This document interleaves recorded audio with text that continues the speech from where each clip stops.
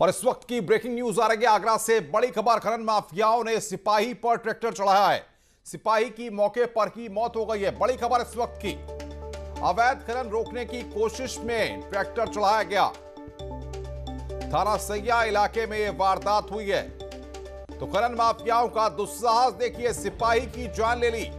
आगरा से इस वक्त की यह बड़ी खबर। सिपाही की मौके पर ही मौत हो गई है। अवैध खनन के लेकर के सिपाही की हत्या हुई है।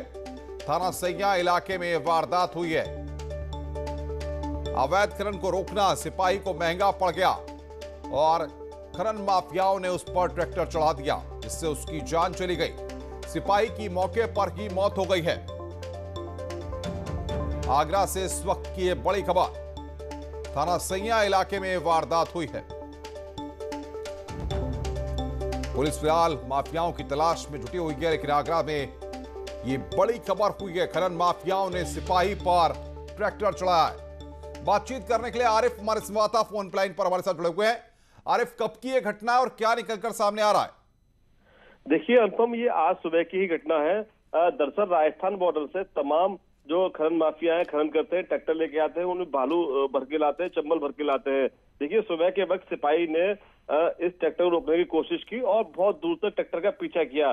देखिए जब ट्रैक्टर चालक जो खनन माफिया था वो नहीं रुका और जो सिपाही है सोनू चौधरी, जिसकी मौत हुई है, उसने बहुत कोशिश की उसको रोकने की, लेकिन जब ट्रैक्टर के सामने सिपाही आ गया तो ट्रैक्टर चालक ने ट्रैक्टर रोका ही नहीं और उसके ऊपर चढ़ा दिया। देखिए जो सिपाही है सोनू चौधरी, उसकी मौके पर ही मौत हो गई है। तमाम पुलिस। बहुत बहुत शुक्रिया बातचीत करने के लिए आरिफ। नजर बना के रखिए, आगे भी हम आपसे अपडेट लेते रहेंगे।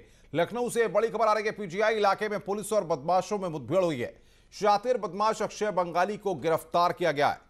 मुठभेड़ में अक्षय बंगाली के पैर में गोली लगी है। अक्षय का साथी कुंवर रावत भी गिरफ्तार किया गया है। बदमाशों से लूटी हुई बाइक और तमंचा बरामद किया गया है। लखनऊ से इस वक्त की यह बड़ी खबर। अक्षय बंगाली को पुलिस की टीम ने पीजीआई इलाके में मुठभेड़ के बाद गिरफ्तार किया है।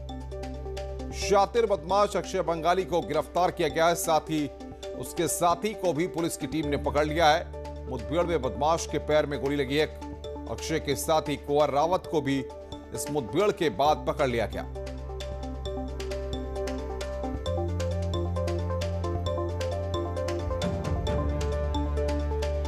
पीजीआई इलाके में मुठभेड़ हुई है। शातिर बदमाश अक्षय बंगाली को लखनऊ की पुलिस ने गिरफ्तार किया है। बातचीत करने के लिए ऋषभ मणि हमारे संवाददाता फोन लाइन पर हमारे साथ जुड़ रहे हैं।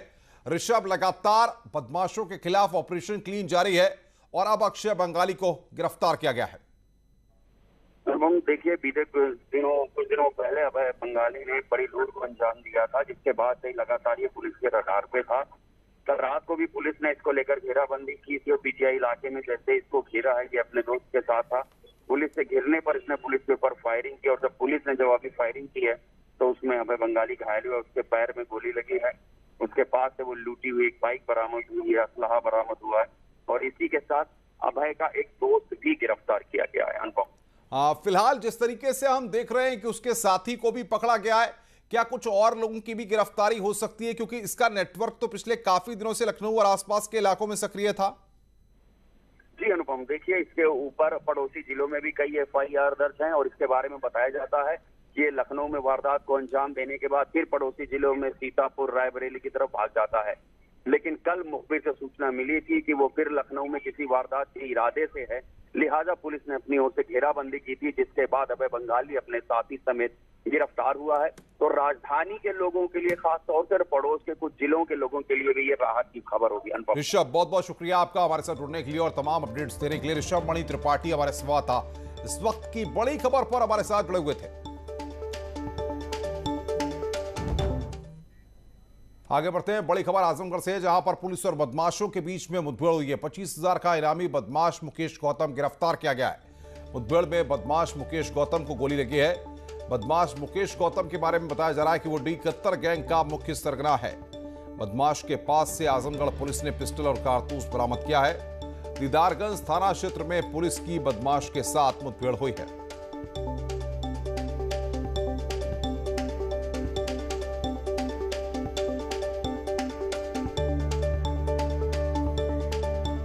खबर सहारनपुर से, जहां पर 3 पशुशालाओं में लगी भयंकर आग, हजारों की कीमत का भूसा जलकर खाक हो गया है। जो तस्वीरें अभी हम आपको दिखाने जा रहे हैं, तस्वीरों में आप देखिए किस तरीके से आग लगने के बाद अफरा तफरी वहां पर मच गई। कई घंटों की मशक्कत के बाद ग्रामीणों ने किसी तरह से आग पर काबू पाया।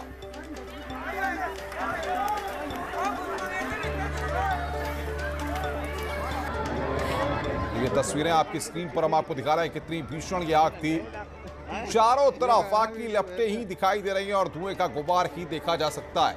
आग लगने के बाद ग्रामीणों में हड़कंप मच गया, अफरा तफरी का माहौल हो गया। लोग भागते हुए नजर आए, चीखते चिल्लाते हुए नजर आए। 3 पशुशाला में ये भयंकर आग लगी, जिसमें हजारों का भूसा जलकर खाक हो गया। खबर फतेहपुर से, जहां पर किसानों और पुलिस के बीच में झड़प हुई है। पुलिस के सामने किसानों ने घातक हथियार उठा लिए। मामला खागा कोतवाली क्षेत्र के कोड़िया मोड़ के पास का है, जहां एनएचआई द्वारा अधिग्रहण की गई किसान की जमीन का भुगतान किए बिना ही कार्य शुरू करवा दिया गया। इसके बाद नाराज किसान और उसका परिवार हाथों में घातक हथियार उठाने को मजबूर हो गया। पुलिस की मौजूदगी में ही एनएचआई के कर्मचारियों पर किसान का परिवार हमलावर हो गया। हमलावर महिलाओं के हाथ में लाठी डंडा और कुल्हाड़ी देखकर पुलिस के भी होश उड़ गए। हैरानी की बात तो यह रही कि मौके पर मौजूद महिला कांस्टेबल भी मूक दर्शक बनी रही। इसके बाद थाना प्रभारी और अन्य दरोगा सिपाहियों ने आगे आकर महिलाओं के हाथ में मौजूद डंडा और कुल्हाड़ी को छीन लिया। आरोप है कि नेशनल हाईवे ने उनकी जमीन अधिग्रहित की है। इसकी कीमत 15 लाख रुपए है, लेकिन बिना भुगतान के ही जमीन पर काम शुरू कर दिया गया, इसलिए किसान भड़क गए।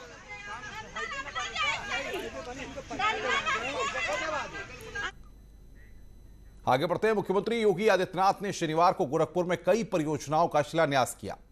यह शिलान्यास और लोकार्पण वीडियो कॉन्फ्रेंसिंग के जरिए किया गया। इस दौरान मुख्यमंत्री योगी आदित्यनाथ ने गोरखपुर के लोगों से बातचीत भी की।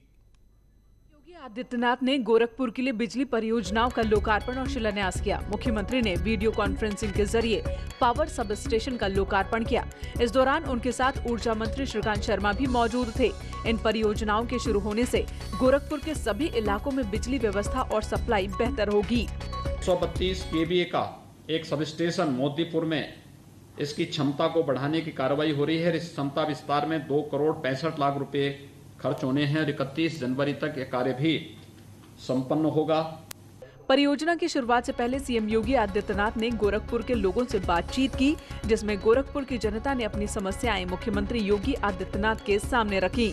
इस दौरान मुख्यमंत्री ने कहा कि पहले सिर्फ कुछ जिलों में बिजली मिलती थी, लेकिन अब बीजेपी सरकार हर शहर हर गांव को बिना भेदभाव के बिजली सप्लाई करती है।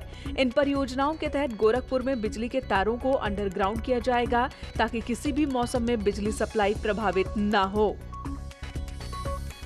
और अब बात कर रहे हैं अयोध्या की, जहां पर अब विशेष तैयारी हो रही है। दीपोत्सव पर विश्व रिकॉर्ड बनेगा। राम की पैड़ी से लेकर पूरे शहर में दीपोत्सव की जमकर तैयारी हो रही है। लंबे अरसे बाद रामलला का राज्याभिषेक करने की तैयारी है। वनवास खत्म हुआ है, दिवाली खुशियों वाली आई है। राम जन्मभूमि स्थल पर भी कई सालों के बाद अब दिवाली मनेगी।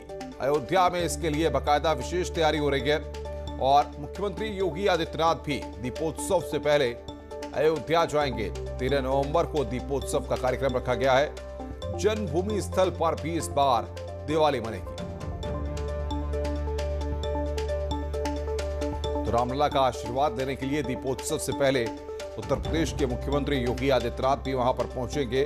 बाकायदा खास तैयारी की गई है। सबसे बड़ी खास बात यह है कि अयोध्या में जिस तरीके से रामलला का राज्याभिषेक होगा, वो यहां पर कई सालों के बाद इस तरीके से अब की दिवाली रामलला वाली जो होने वाली है, क्योंकि अब तक हम देखते थे कि तमाम घाट सजाए जाते थे, लेकिन अब की बार रामलला परिसर में भी दिवाली मनाई जाएगी। और बातचीत करने के लिए हमारे साथ निमिष गोस्वामी अयोध्या से सीधे जुड़ रहे हैं, हमारे संवाददाता। निमिष, कई सालों से आप वहां दीपोत्सव को कवर करते रहे हैं, लेकिन आपने देखा है कि हर बार दीपोत्सव का जब भी मौका आता है तो घाट सजते हैं और अयोध्या जगमग होती है, लेकिन इस बार दिवाली होने वाली है रामलला वाली।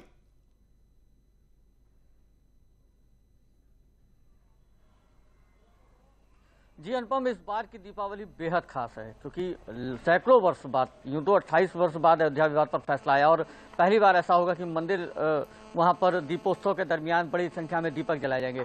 लेकिन 596 वर्ष इस विवाद को चला है, इसलिए इस लिहाज से भी ये इस बार की दीपावली बेहद खास है। अयोध्या में राम मंदिर का निर्माण शुरू हो चुका है और खुद मुख्यमंत्री शाम को दीपोत्सव के दिन 13 नवंबर को अयोध्या में मौजूद रहेंगे। सबसे पहले वो रामलला की आरती करेंगे और उनसे आशीर्वाद लेने के बाद ही अयोध्या में दीपोत्सव का आगाज होगा। इसके लिए बड़ी संख्या में लगभग 1,20,000 गोबर और मिट्टी के स्पेशल दिए बन रहे हैं जो रामलला के परिसर 67 एकड़ परिसर में जलाए जाएंगे।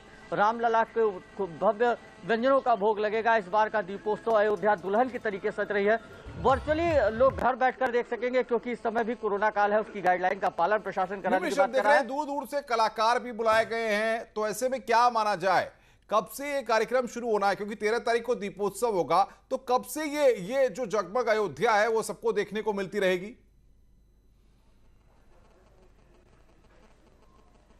अनुपम 10 तारीख से कार्यक्रम यहाँ पर शुरुआत होगा। यहाँ पर भारत की प्रमुख जो रामलीलाएं हैं उनका मंचन हो रहा है। साथ ही नगर भ्रमण पर बारात निकल रही हैं जिस पर रामायण पर आधारित प्रसंग की झांकियां रहेंगी और फोक डांस की टीमें रहेंगी। ये सब 10 तारीख से कार्यक्रम शुरू होंगे। 13 तारीख पर बृहद स्तर पर इन्हीं कार्यक्रम को दोबारा से पुनरावृत्ति की जाएगी।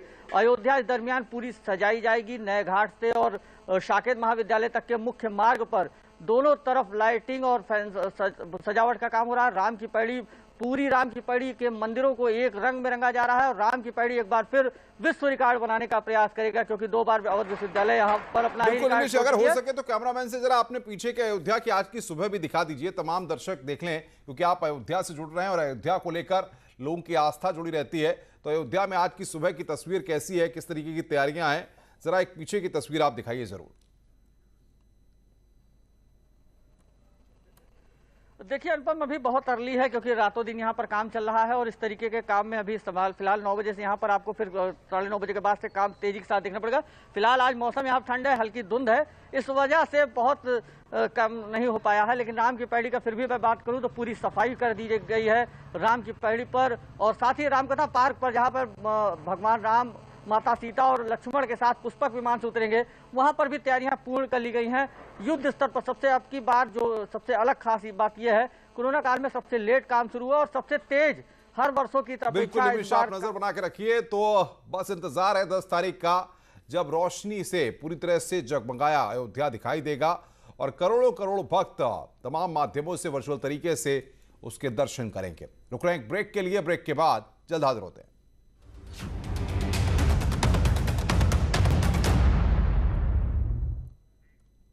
स्वागत है ब्रेक के बाद। लखनऊ से बड़ी खबर इस वक्त आ रही है। मास्क सप्लाई के नाम पर अमेरिकी कंपनी के सीईओ से ठगी की गई है। मुख्यमंत्री योगी आदित्यनाथ के आदेश पर यह एफआईआर दर्ज की गई है। अमेरिकी कंपनी के सीईओ स्टीव चिरानी से यह ठगी की गई है। 30 लाख मास्क सप्लाई के नाम पर यह ठगी की गई है। $57,500 लेकर मास्क की सप्लाई नहीं की गई। कई रिमाइंडर के बावजूद आरोपी ने सप्लाई नहीं की। गोमती नगर के अभयराज के खिलाफ एफआईआर दर्ज की गई है। सीएम योगी को ईमेल भेजकर इस मामले की शिकायत की गई थी। हजरतगंज पुलिस एफआईआर दर्ज कर मामले की जांच में जुटी हुई है। और बातचीत करने के लिए ऋषभ मणि त्रिपाठी हमारे संवाददाता लखनऊ से फोन लाइन पर जुड़े हैं। ऋषभ, कौन है ये अभय सिंह जिसके नाम पर एफआईआर दर्ज की गई है और कब का ये पूरा मामला है? अनुपम, देखिए ये साफ पता चलता है कि लॉकडाउन के दौरान भी जो ठग हैं, धोखेबाज हैं, वो अपने धंधे से बाज नहीं आए हैं। भरवारा गोमती नगर का रहने वाला अभयराज है जिसके ऊपर ये आरोप लगाया है। अमेरिकी कंपनी के सीईओ हैं स्टीव चिरानी, इनकी कंपनी अमेरिकन डिवाइसेस। जी ऋषभ से हमारा संपर्क यहां पर टूट गया है। बहरहाल वो जानकारी दे रहे थे कि किस तरीके से लॉकडाउन के दौरान यहां पर यह ठगी की गई है।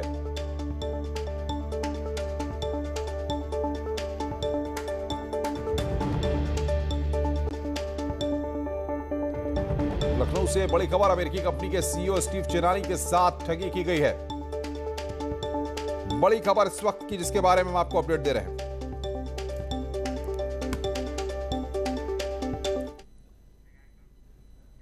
जब हम उत्तराखंड के पर्वतीय इलाके के बारे में सोचते हैं तो हम इसकी अतुलनीय सुंदरता के बारे में भी सोचते हैं, लेकिन ये भव्यता हमें वास्तविकता से दूर ले जाती है, जो पानी की कमी, वनों की कटाई और प्राकृतिक जल स्रोतों की मृत्यु है।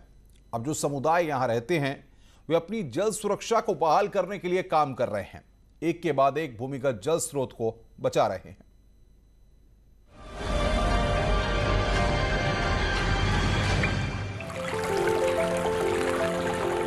जो हमारे यहाँ पर स्प्रिंग्स थे, they were maintain by the traditional knowledge.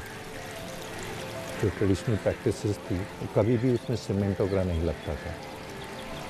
Over time क्या हुआ कि इसमें रिपेयर वगैरह के नाम पे सीमेंट लगा, lot of them got choked due to that.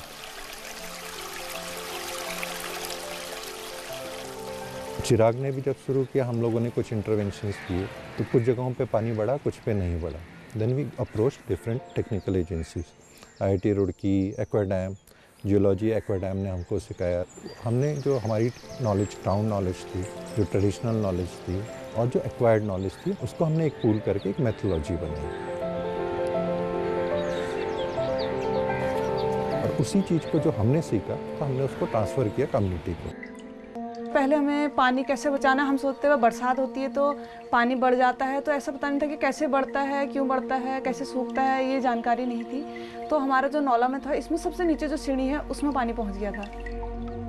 तो उसके बाद हमारे गांव के पुरुषों ने जो है चिराग संस्था को प्रस्ताव दिया। कम्युनिटी को एक तो टेक्निकल नॉलेज है, उनके पास स्किल है कि उसको कैसे मैनेज करना है, मेंटेन करना है, और उनके पास रिसोर्सेज हैं। तो ये सब चीज़ें मिलने के कारण ये जो है सक्सेसफुल रहता है। हम लोग वाटर क्वांटिटी की बात भी करते हैं और वाटर क्वालिटी की भी बात करते हैं।